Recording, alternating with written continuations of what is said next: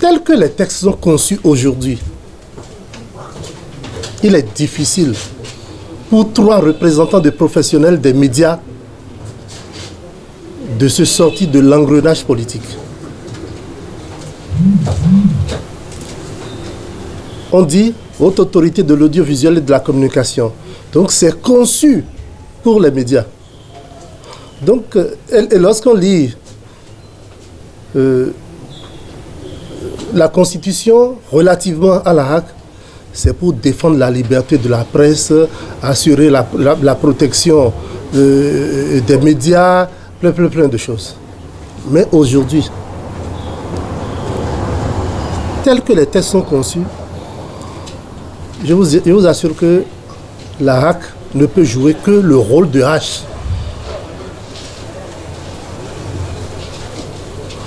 Lorsque vous vous retrouvez à la HAC, professionnel des médias, vous êtes élu.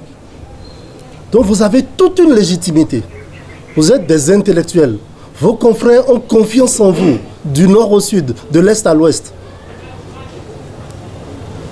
Vous y allez pour une première fois, vous ne savez pas encore comment ça se passe là-bas. Et tenez-vous bien, il y a le devoir de réserve, l'obligation de réserve lorsque vous y allez. Donc vous y allez une première fois, vous voyez comment ça se passe. Vous vous armez. Vous allez en conclave avec vos confrères, avec vos consoeurs. Vous étudiez, vous prenez les décisions. Lorsque vous y allez pour une deuxième fois, il n'y a rien à faire, on peut bouger les lignes. Vous bougez les lignes avec l'appui de vos confrères, avec l'appui de vos consoeurs. Mais je vous assure, je ne suis jamais allé à la HAC, mais j'ai travaillé avec beaucoup de représentants, des professionnels des médias à la HAC. Des gens viendront ici, vous voir, chers confrères, chers consoeurs, vous promettre ciel et terre. Si moi je vais là-bas, aussitôt on m'installe, avant la fin du mois de l'installation, on va rouvrir le groupe de presse La Gazette du Golfe, on va rouvrir Le Soleil, on va rouvrir Sika. Ils ne savent pas ce qui les attend. Concédez-leur le droit de parler.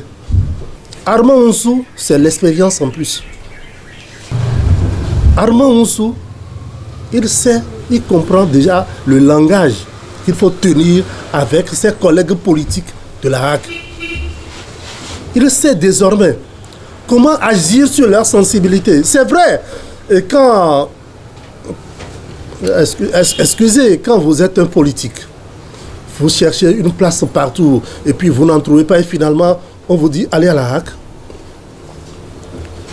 Avant certaines décisions, avant la prise de certaines décisions, on vous retrouve en conclave, on vous met d'abord en conclave, en politique, et vous savez ce qu'il faut voter, ce qu'il faut ne pas voter. Mais est-ce que tous les représentants, tous les conseillers de la HAC, en dehors des professionnels des médias, comprennent réellement les préoccupations des professionnels des médias? Parce que le politique n'a pas de préoccupation là. Il faut les sensibiliser. Il faut agir sur leurs fibres humaines. J'estime pour ma part que voter pour Armand Onsou de la mandature finissante pour qu'il remplisse, c'est beaucoup mieux qu'aller chercher un ancien conseiller. Parce que quelqu'un qui a fait la HAC et qui est parti 2 ans, 5 ans, 10 ans, il n'est plus au fait des réalités. De l'autre côté, c'est à nous professionnels des médias de l'accompagner. Nous avons tous des amis politiques, bien placés, haut placés. Nous avons plein d'amis députés. Il y a une conseillère de la HAC qui est actuellement à l'Assemblée nationale. L'association des femmes professionnelles des médias peut aller la consulter pour lui faire des propositions. Comment faire pour que sur les 9, ce soit désormais 5 professionnels des médias? Sur les 9, que ce soit désormais 5 professionnels des médias. Parce que 3 sur 9, mais c'est exagéré. Et vous, voyez-vous, c'est depuis le début, depuis la première mandature de la HAC, que les politiques ont conçu le texte de la loi organique. 3 sur 9. Il faut nécessairement inverser la tendance. Mais pour inverser la tendance, peut-être que ça ne se fera pas actuellement. Ça ne pourra pas se faire peut-être maintenant, mais ça peut aussi se faire. Il faut sensibiliser les amis députés pour qu'on revoie les textes de la HAC. Les textes qui régissent le fonctionnement de la HAC. On dit Haute Autorité de l'audiovisuel de la communication. C'est pour nous professionnels des médias.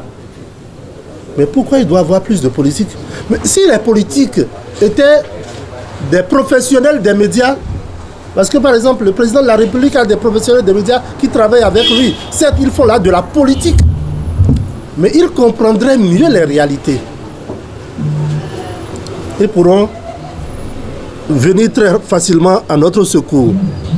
Il faudra aussi, parce que je m'aperçois que la plupart des professionnels des médias, et même ceux-là qui siègent au sein des fêtières, disent généralement que nos fêtières ne font pas leur travail. Dans certains pays, même de la sous-région, quand le président d'une fêtière sort, le président de l'autorité de communication se range. Parce qu'il est mieux écouté.